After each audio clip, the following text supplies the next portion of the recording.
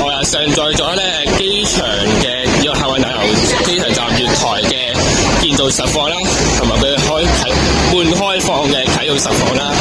咁當時咧我係未咧正式咧行晒成個2號客運大樓嘅。咁今次呢條影片咧就會補充翻咧各一條片嘅內容啦，就俾大家行晒成個2號客運大樓加埋嗰個車站啦。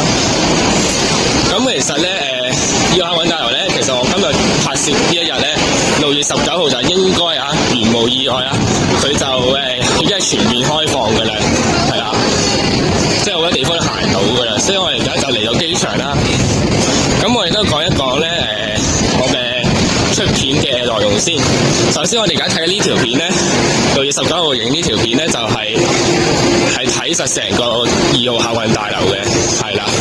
咁之後咧1個月後，即係我去日本關東嗰個之旅咧，我就會咧正會拍多條片，就係講關於咧嚟2號客運大樓睇下，咁可能喺2號客運大樓 check in 啦，咁睇下喺2號客運大樓 check in 會有啲咩經過有啲咩事發生啦，再有程序係點啦。咁我哋而家咧已經係喺進入2號客運大樓嗰邊啦，咁我哋而家行入去先。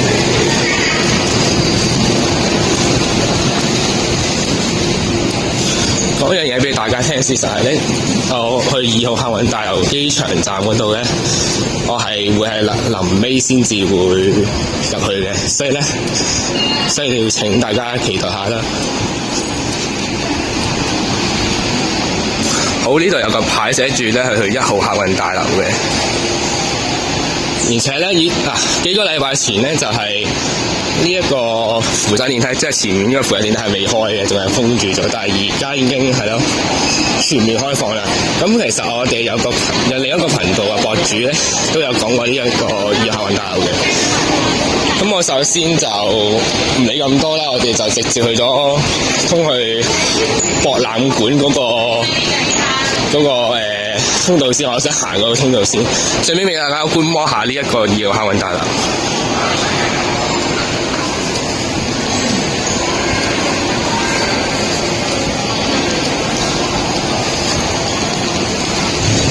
所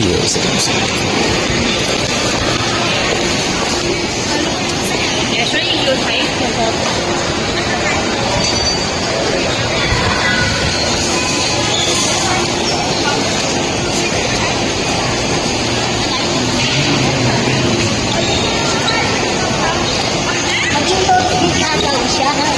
要睇啲先知。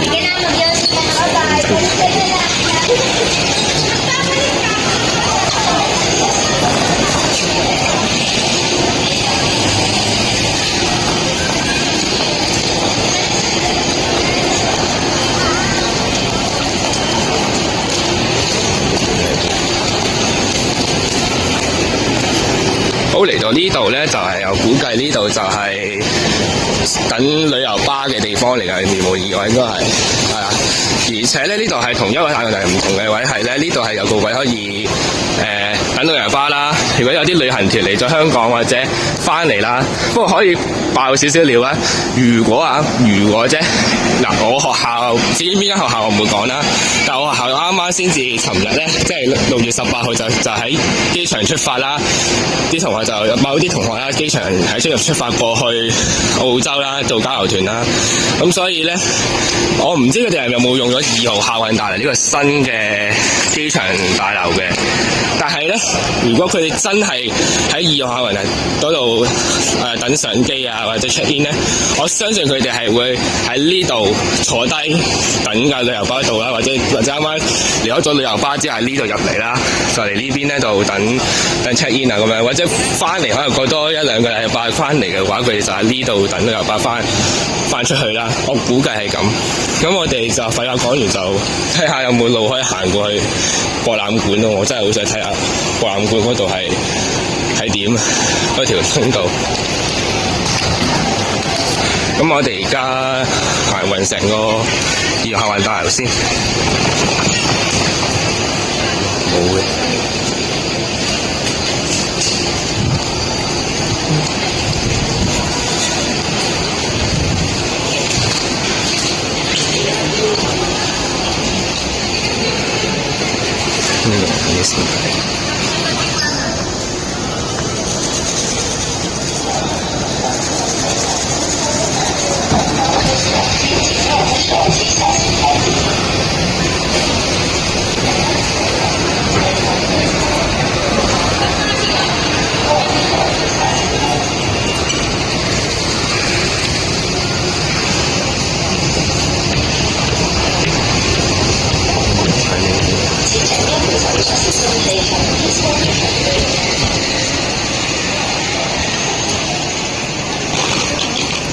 好，我哋而家就嚟到呢一個連接機場站嘅通道啦。本身係封住咗嘅，幾個禮拜前睇嘅，而家係冇封啦。咁至於我幾時行入去咧，我會喺片尾先行入去。咁呢度我估計啊，呢度應該就係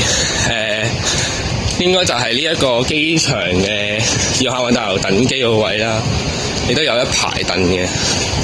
即係佢個架構應該同1號差唔多啦，但係呢度我估計呢度應該係登機嘅啦，登機啊，即係擺行李啊、check in 啊、等擺行李啊，之後去航空公司啊，咁樣喺呢度等架機度，之後就過去搭嗰個咩旅客捷運系統就去上機啦。我估呢度係咁嘅。咁我記得呢度係勁開放嘅呢個位，係啦，呢個勁開放。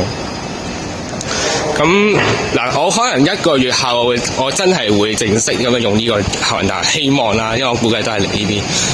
就唔係我偷睇下咯，不過有大阪關西嘅，有冇關東？羽田有，我記得有羽田，呢啲牌有個羽田，係咯，所以我應該都係嚟呢度 check in 嘅，應該有翻好大機會。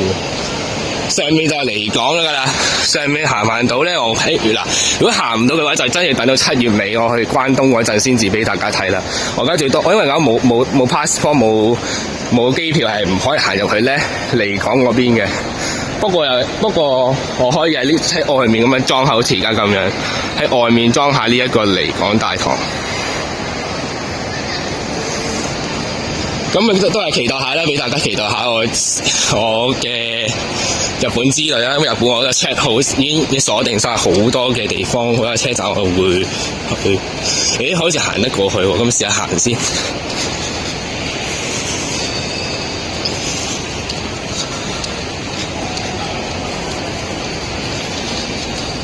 好新嘅。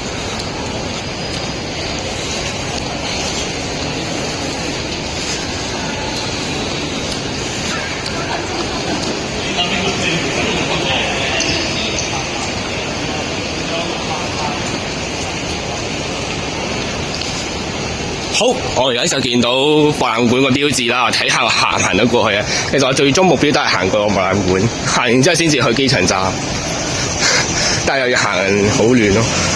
好，咁我哋而家就上到嚟呢度啦，上嚟應該係離港㗎啦，應該差唔多係近離港範圍㗎啦，應該估計。咁啱啱我八卦好似見到有個交通迷喺度影緊啦，唔知邊個？我認得佢，但係我唔會同佢講我係邊個，佢自己發現啦。咁我哋而家就上咗嚟啦。呢度應該就係同1號客運大樓嗰啲係咯。啱啱我哋下低應該係返港即係入境嘅位置啦。咁呢度咧就應該係離港嘅位置啦。好，你都見到前面有個 Welcome to Terminal 2嘅標誌啦。咁佢嘅格局係同1號客運大樓差唔多啦，大同小異啦。但係佢今次上面嘅頂咧就比較流線形式啦，同埋係一種海浪嘅感覺，上面嘅天花板設計。咁我相信咧呢個設計都係專登設計係上嚟嘅。咁應該係咯，專登有呢個設計係好嘅。係咯，呢度 W 其實應該係同以前差唔多嘅，我估計係啊。咁我哋而家睇下行慢到過去，睇下先。我而家目標係要去嗰度咩啊？去嗰個咩博覽館啊嘛。我唔知啊。有啱啱佢嗰個咩啊？咩個指示話係去邊度啊？去博覽館㗎嘛？點不知誰不知又係俾佢逼鬼咗添。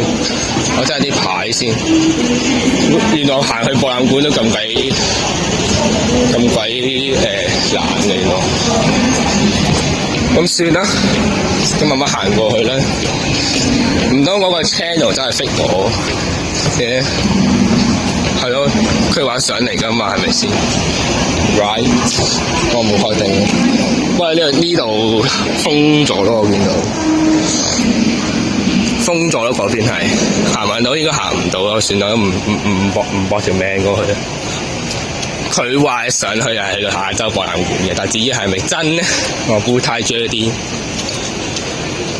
不過俾大家望下呢度嘅。好，咁我哋而家如果揾到個博覽館嗰個位嘅話咧，我就會再錄影俾大家睇。好，請大家留意下先。好，我行過去博覽館之前咧，我發現咗咧，唔係發現啊，我係一早已經見到㗎，就係機場發展里程展啦。咁可以俾大家睇下佢嘅內容嘅。我而家入去呢一個時光隧道啦，俾大家望下。我呢段時間會靜音，就俾大家聽。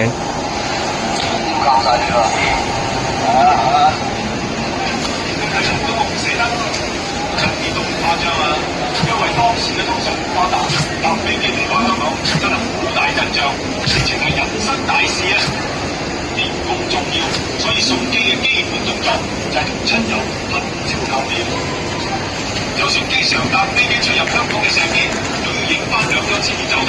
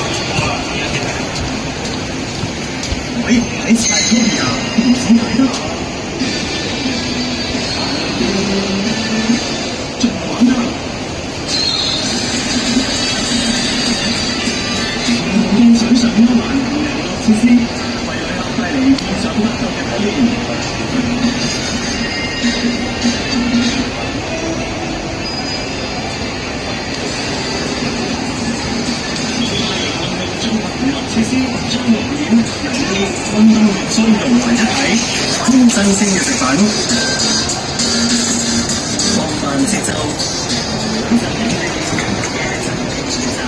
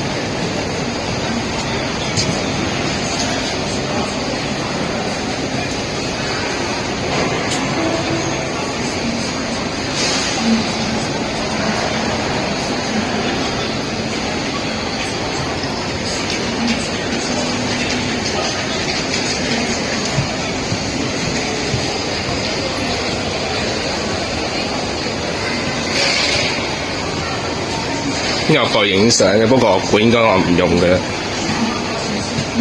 等得閒先至過嚟睇。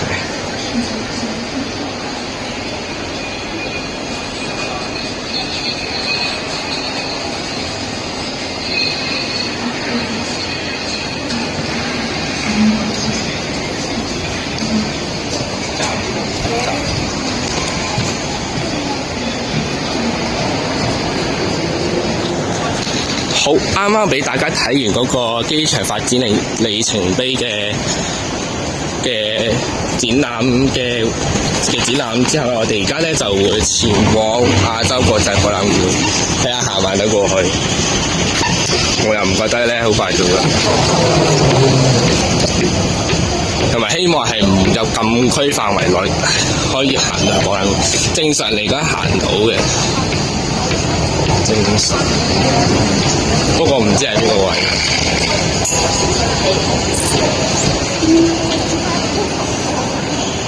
博覽館呢邊都冇牌位，得嗰啲咩洗手間。即係博覽館係嗰邊，就係嗰邊停車場嚟嘅喎，大佬。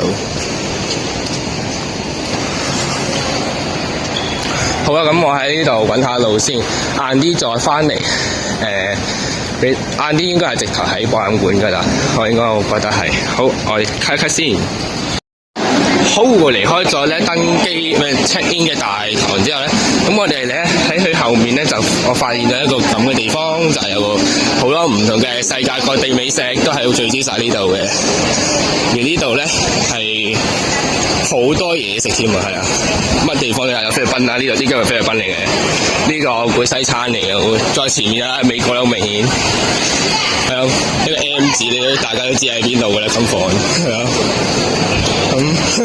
哇！有啦，滑嘟嘟，仲有好多麥當勞公仔添喎，仲有牛奶冰沙先港式嘢有得食，係啦，乜嘢食得？但係希望我尋日我啲同學係嚟呢度 check in， 不過冇可能你去澳洲嘅1號嘅啦。我就嚟緊好大機會7月份咧，我係會喺呢度 check in 嘅，好大機會我實講。我睇下行慢到過去博覽館先。係到啦，我哋到博覽館嘅通道啦。終於啊！原來收到埋一個咁隱蔽嘅地方。佢話行15分鐘嘅，但係你如果搭機場快線，可能等車啊加埋搭過去哋都差唔多。咁俾大家行一行呢一個通道先。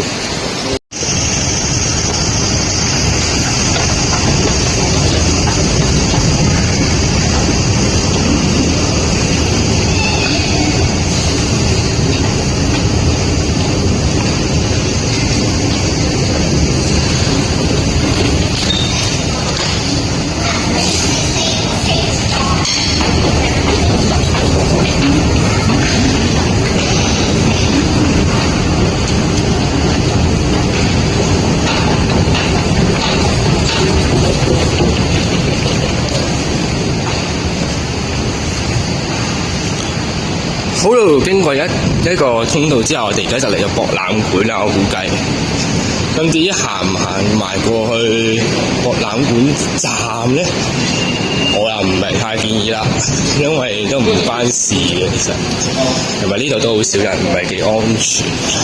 咁我哋而家折返啦，我哋折返翻2號夏威夷大樓，再俾大家睇下2號夏威夷大樓其他嘅特別地方。好，咁我哋呢一 part 咧，我哋就開始介紹下呢度啲濕碎嘢，真係餐廳啦。咁其實呢度係有得買嗰啲模型嘅，不過我唔知俾唔俾得上83M啊，我唔肯定啊。即係前面有間萬寧，係啦，萬寧冇嘢啊，萬寧啫，我唔到嘅。咁呢度好賺啦，唔知叫大賺定好賺，唔知兩間集團定係同一間公司唔知。咁啱啱前面又講咗 JB 啦，我最中意食嘅快餐店，不過好貴。咁呢度就係71係啦。仲有一個地方我係冇去過嘅，嗰個就係離港大堂嘅水族館啊。把口話水族館，其實都唔似水族館啫，老實講，咪普通一個銀幕，好多交通迷都話想影呢度，但係佢老實講，我又唔覺得有咩特別咯，真係啊！呢個真係冇咩好特別，但我都可以俾大家影下，俾大家睇下嘅。但係呢個入去離港我就唔會入㗎啦。按程序上，因為今日我冇搭 pass， 都話講好多次我冇搭 passport， 我冇帶機票啊！我機票要等到7月先印出嚟，雖然唔得，冇計嘅。咁可以俾大家望下呢度。咁至於佢詳細，我會擺落去，即係呢個水族嗰個顯示咧。我打算係擺喺下個月嘅7月尾關東之類先至再詳細同大家講啦。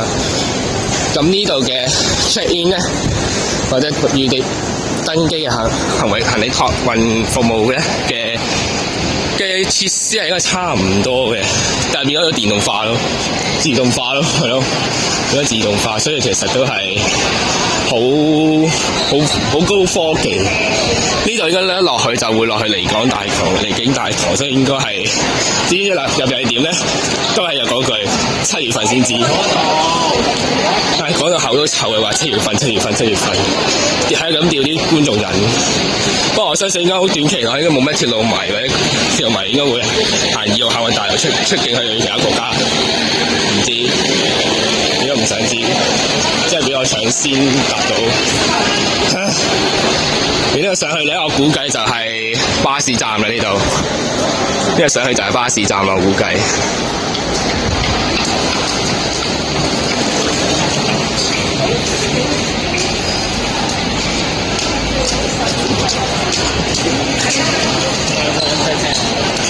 好，咁我哋而家就嚟到2號客運大樓嘅巴士公共運輸交匯處嗰個位啦。我相信咧，你如果搭 A 車過嚟2號客運大樓咧，相信係你會喺呢度嗰度落車，之後咧就行入去2號客運大樓噶啦。即係呢度又有嗰啲行李嗰啲架，就貨搬運行李去其他地方。咁我哋而家就到最後壓軸環節啦，就係欣賞機場站嘅2號客運大樓月台啦。咁至於個月台係點咧？咁我哋等陣先，就俾大家睇啦。到壓軸環節。好，咁我哋首先第一站，我哋就嚟去咗往博覽館方向嘅月台先。嗱，嗰樣嘢先，我喺拍攝呢一個2號客運大樓當呢一日咧，之前一兩日咧，我係整咗一個超 imagination 嘅 FFV 嘅一個機場快線廣播，嗰個就係咯，大家知嗰個就係機場快線延伸過去上水經屯赤。如果真係起到嘅話，我覺得幾好。以後唔使再搭巴士過嚟，唔使搭成個鐘巴士過嚟，直接搭機場快線過嚟俾搭到上水仲好添。仲有北都喎，起到呢條咁嘅屯赤線，北都啊，好快過嚟啫。係咯，咁我哋而家就進入機場站範圍啦。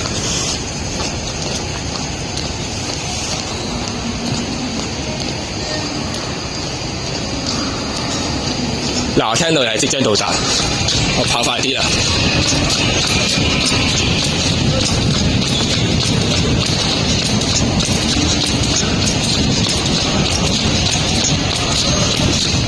博覽館道，希望影到佢到啦。